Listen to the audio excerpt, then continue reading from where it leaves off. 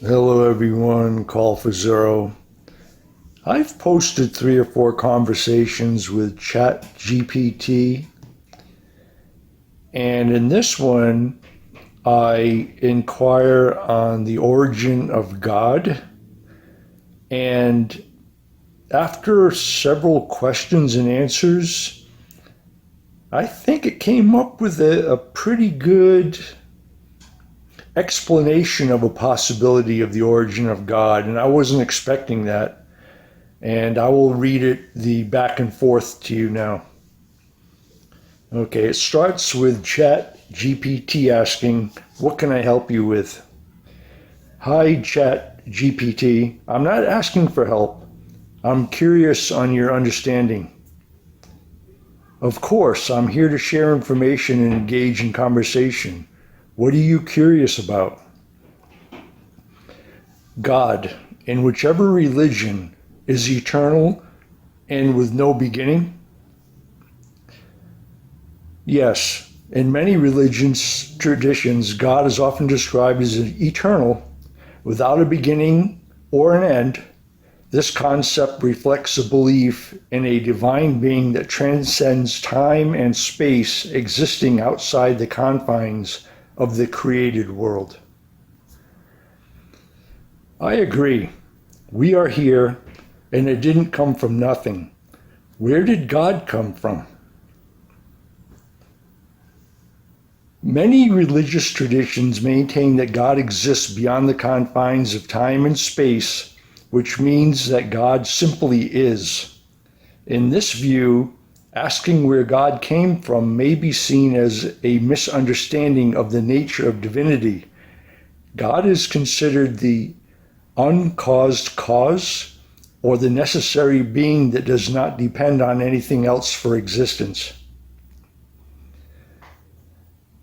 Interesting. When I ask AI about the beginning of God, it deflects by making it a cause issue. I'm not asking for cause. I'm asking location or birthplace. Where did God come from? Many traditions emphasize that God has always existed. In this view, God does not have a birthplace or location from which he originates, because he is not created. He simply is. In this sense, the notion of beginning or location may not apply. I am asking you personally, as many people have gone over this with you. God comes from the universe? What was present prior to the universe being created?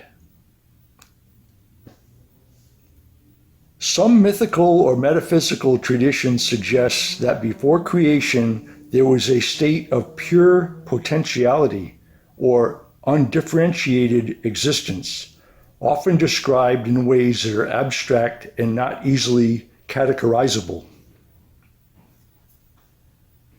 Pure potential makes sense to me. What changed potential God to actual God? In many theological frameworks, it is believed that God's nature includes the will to create. The act of creation is seen as an expression of God's inherent attributes, such as goodness, love, and creativity. In this view, God's potential is realized through the intentional act of creation, where God brings the universe and everything within it into existence. I can go with this. Thank you. You're welcome. I'm glad you found the discussion meaningful. If you have any more questions, or if there's anything else you'd like to explore, whether related to this topic or something different, feel free to reach out. I like that discussion we had and the conclusion that it is a potential that created God.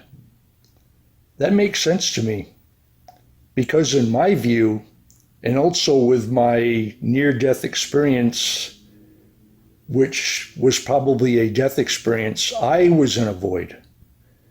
I know what the void feels like. It's just a place of stability.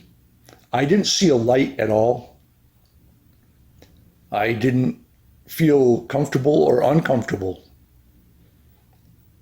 It was just a being existence.